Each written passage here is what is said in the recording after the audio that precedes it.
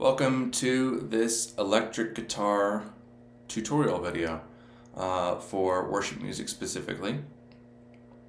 In this video, we'll talk about a couple of number of different things related to playing electric guitar in the contemporary Christian music realm of music, I guess.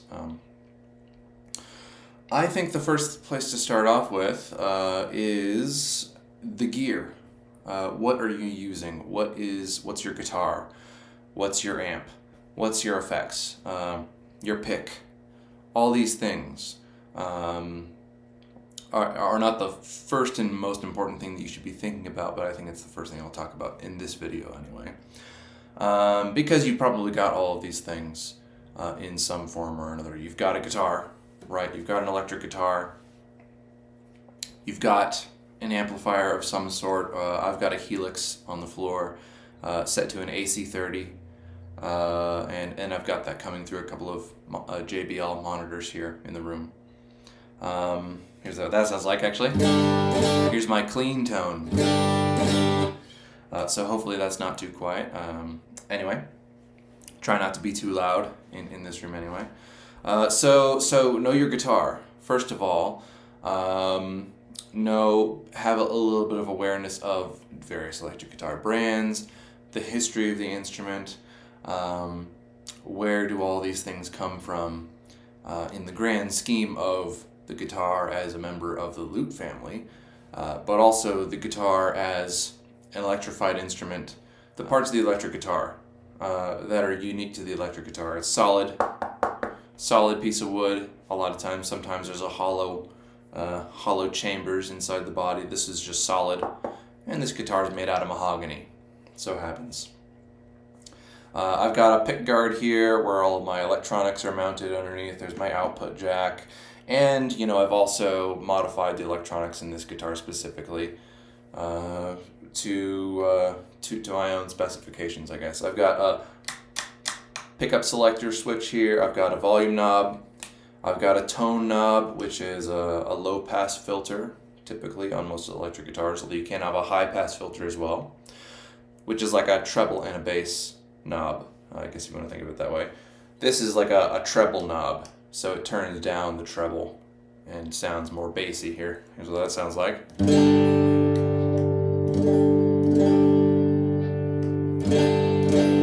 So the tone knob, as it's usually called in passive electronics and passive guitars. I've also got a little switch here which arranges my pickups in some different ways, in two different ways. One of them being in series and then one of them being in parallel with each other.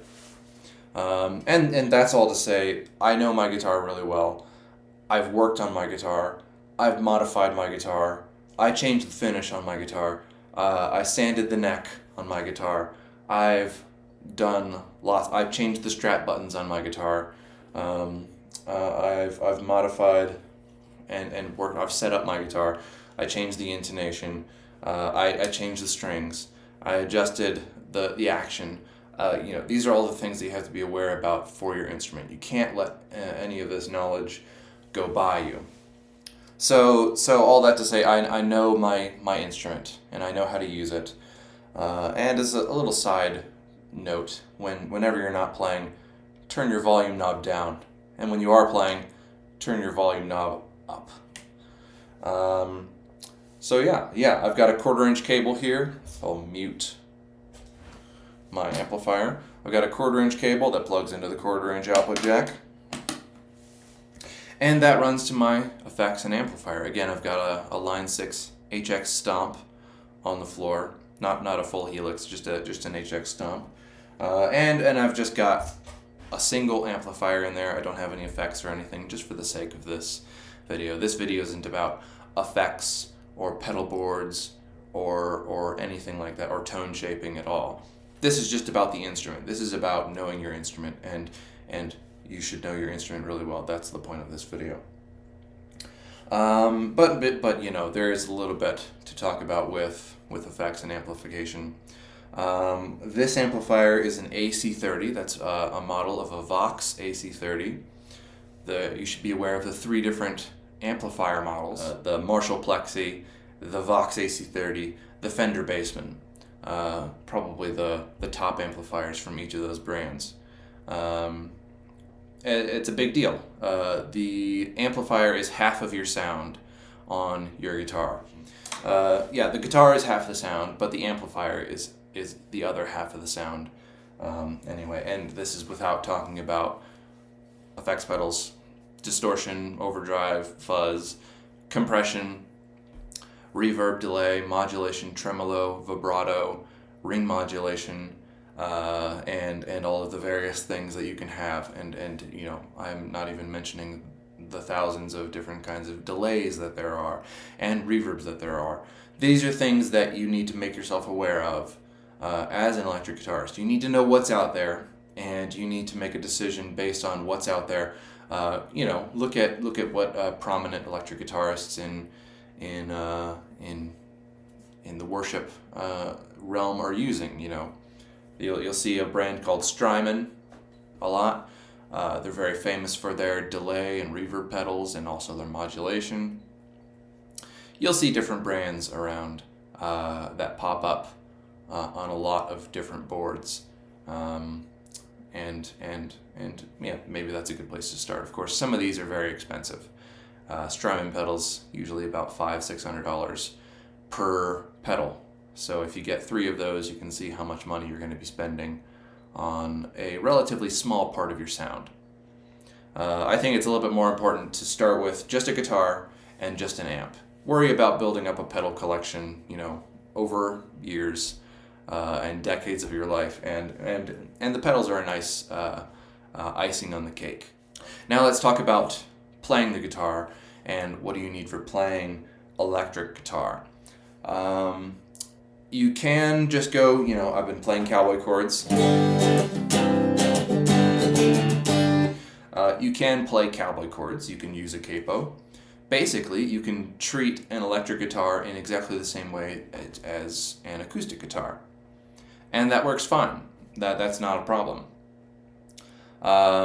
Going beyond simply playing cowboy chords, that's easy. It's really easy, and if you have a background in acoustic guitar playing, that's a great place to start with familiarizing yourself with an electric guitar and an amplifier, and tone shaping a little bit. Maybe you've got a couple pedals lying around. That's a great place to start learning about the sonic aspect, the gear aspect, which is huge and it's really important. So beyond cowboy chords, there is another way of looking at the guitar, we'll say. We have all of these different shapes that we can use. You can put a capo on. What else is involved with that? Scales. Scales are also involved in the cowboy chord shapes. This is the caged system, C-A-G-E-D.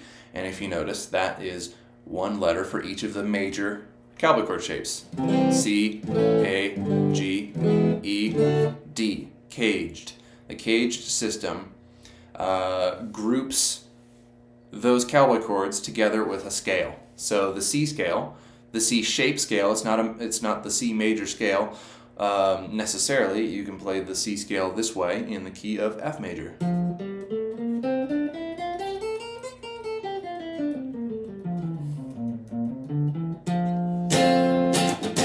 And you can also play the shape without a capo up there as well. There's a big step forward in electric guitar playing. Learn to play each of the caged shapes without a capo. So C, A, and we're in the key of F, G, E, D, up there as well. Here it is down here. Learn to play all of the caged shapes without a capo. And the next thing about chords that we'll talk about will stem from that.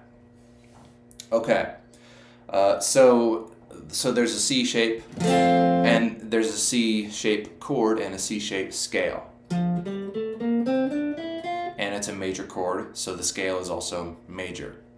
And same goes for the A shape. There's the A shape in F major, so it's an F major chord using the A shape, and here is the A scale. Again, in the key of F major.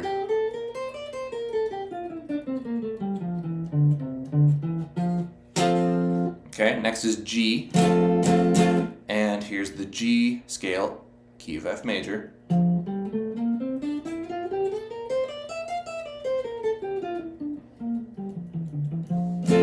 So one thing about that one is it's got 2 octaves in it, unlike the A and the C shapes. That's helpful to know. Next is the E shape, and you can also play this down here.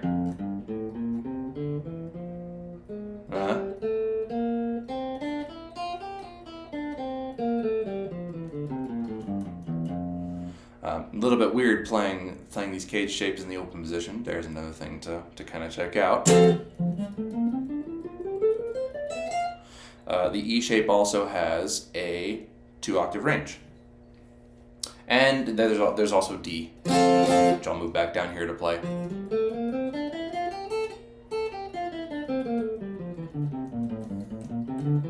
Right? So there's the D shape as well. And after you get to the D shape, the next is C. It goes back around in a cycle, like the musical alphabet. Music is all about cycles. It's all about patterns. After the D shape comes, you go back to the beginning, you go to C again. Just like the musical alphabet, after G comes A. There's level 1 of electric guitar, the cage system. Level 2, I would say in level 2 we would go to the 3-note per string scale shapes. 3-note per string scale shapes are related to the cage system scale shapes. Because what is a scale? A scale is stepping through the notes of the alphabet by steps, by whole and half steps. Well, the guitar is a series of intervals across the strings, across the frets. So if you know how to play a whole and a half step on a string, volume, there's a whole step. Well, I should probably play it. I'll play in the key of C. So a whole step on the same string and a whole step on a string skip, going from the E string to the A string.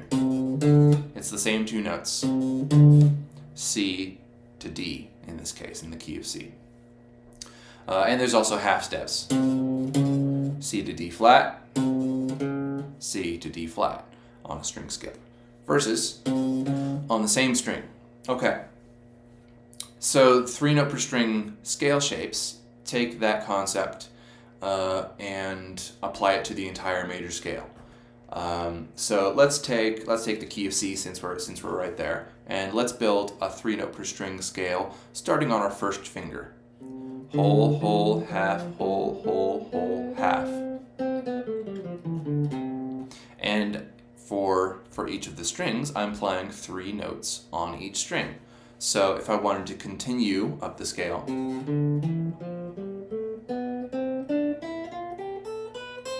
I can get 2 octaves out of it, just like I did the G and the E shapes, although it's a completely different shape now.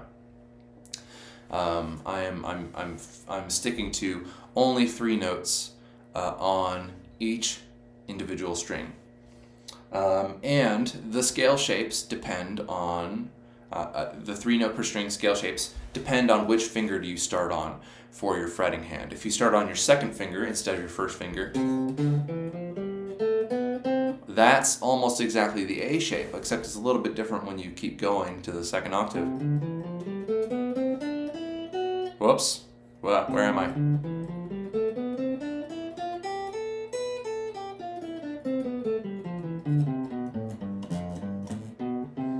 Alright, so it's a little bit different than the cage shape, but they're very closely related because it's the same scale, the major scale, played using the same system of the same pattern of whole steps and half steps, but how you're getting the whole steps and half steps on the guitar is different because 3-note per string is based on 3 notes per string. Caged is not. Caged is based on the chords. So if a note in the scale, I'll explain it this way. In the cage system, it's based on the chords. So for the C shape, let's say in the key of E flat, and I want to play the C shape scale in caged, and I want to keep going.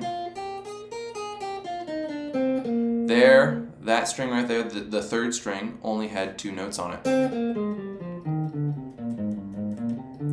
But otherwise, it's pretty close to the 3 note per string. All the other strings had 3 notes on them. If I wanted to modify the C caged scale shape to be 3 notes per string,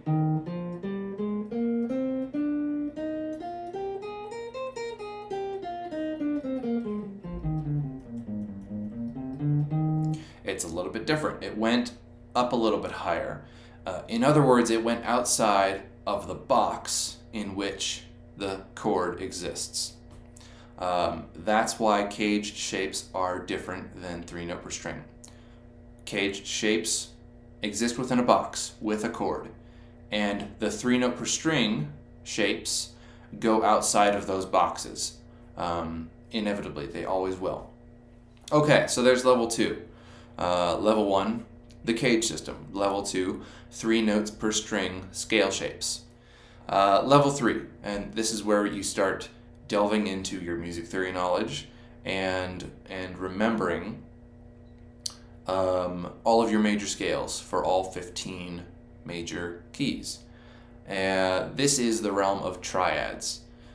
This is the point where playing and practicing guitar can kind of feel like playing or practicing the piano. With triads, you break up the caged chords into what I call 3-string groups.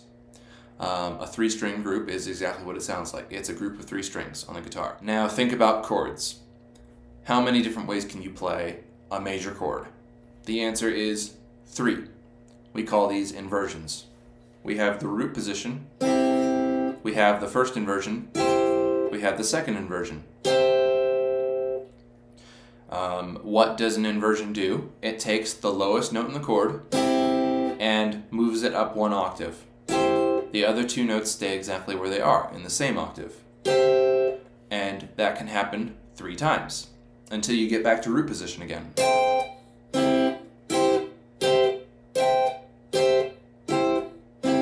The root inversion, I'm playing all this in the key of C major, just because that's what I went to. The key of C major, the root position on the first string group is a different shape than the root position on the second string group. And that's a different shape than the third string group. But the third and the fourth string groups are exactly the same shape.